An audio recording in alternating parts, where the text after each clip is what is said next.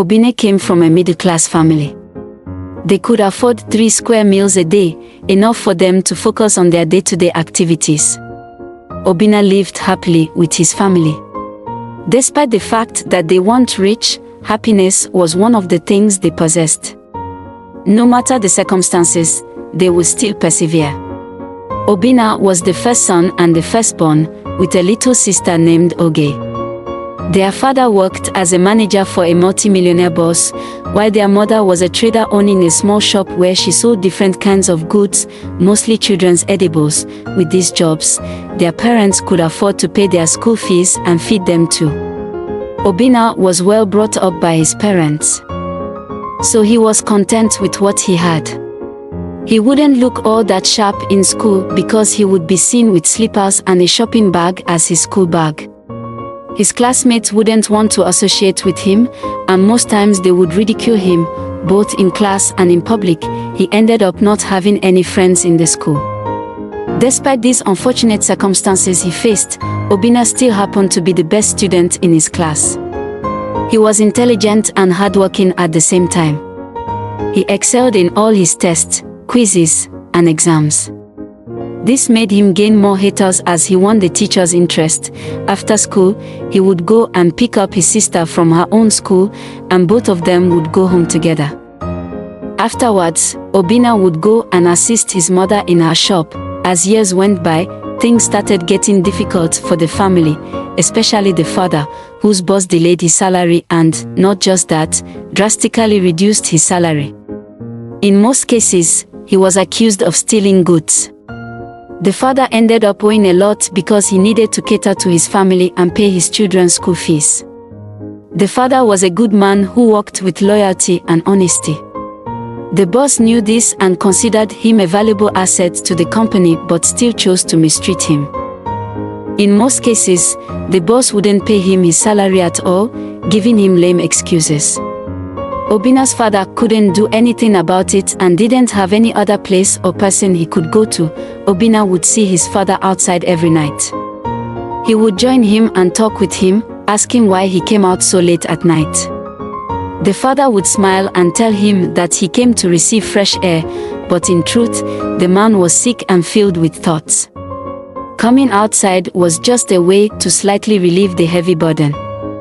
The father kept everything a secret from his children as he wanted them to be happy and not worry about anything. Obina's mother was also experiencing difficulties in her shop. Customers didn't patronize her business. It got so bad that in a month she made no sales, and some of her goods expired.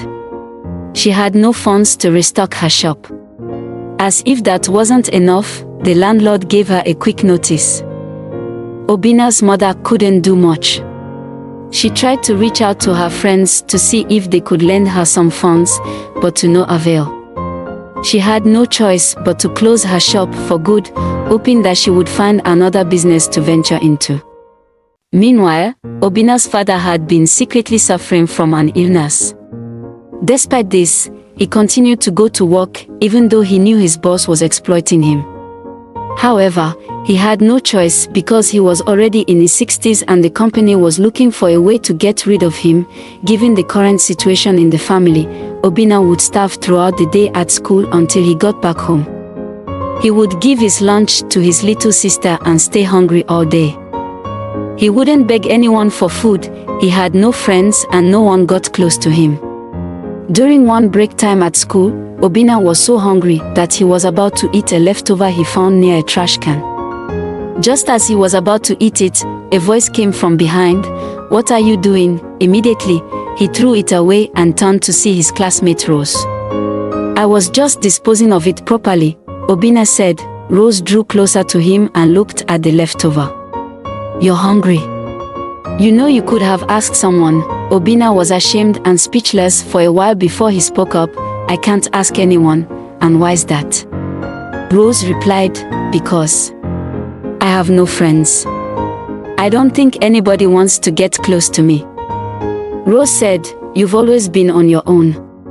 I don't see you associating with anyone. If I'm not mistaken, I would say you're antisocial. Honestly, it's lonely and sad. I do want to associate with people. I do want to make friends, but I think I'm just not at their level, and I will never be." Rose felt sorry for him.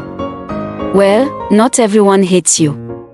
Here, have my lunch." Rose offered Obinna her food flask. "But what will you eat? Don't worry about me. I have extra. Besides, you need it more than me. Consider me your friend. My name is Rose." She smiled at Obinna and left. Obinna rushed to eat the food, and tears of joy dropped from his eyes because he had never tasted such good food in his life before. The school dismissed, he went to fetch his sister as he normally does. As he reached home, he heard his father on a phone call begging his boss for small funds. Even if doesn't want to pay him his salary, at least he can use it to pay for his children's school fees. He entered the parlor. His father saw him and ended the call and smiled at him. "My boy, you're back. I bought you something." But Obinna was not happy because he knew what he heard.